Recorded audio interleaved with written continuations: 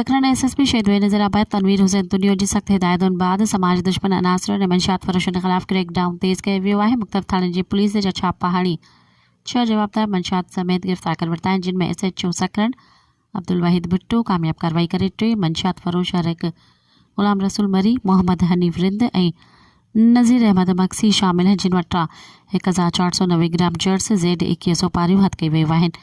दौड़ पुलिस गश्त दौरान ॻुझो इतला मिलण ते मुलज़िमा मसमात हुर डाहिरी खे गिरफ़्तार करे संदसि कब्ज़े मां कचो शराब हथ कयो वियो।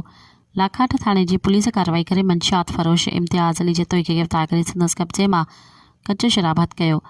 दौलतपुर पुलिस स्नैप चेकिंग दौरान मुलज़िम नदीम उन्नड़ खे गिरफ़्तार करे संदसि कब्ज़े मां 19 बोतलूं विस्की शराब जूं हथ कई वयूं।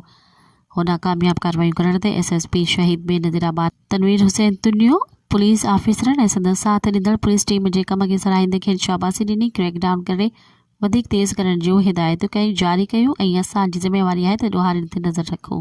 मज़ीद ख़बरनि ऐं तफ़सीलात लाइ विज़िट कयो असांजी वेबसाइट www.awamiNewsHD.com ऐं ॾिसंदा रहो अवामी न्यूज़ HD।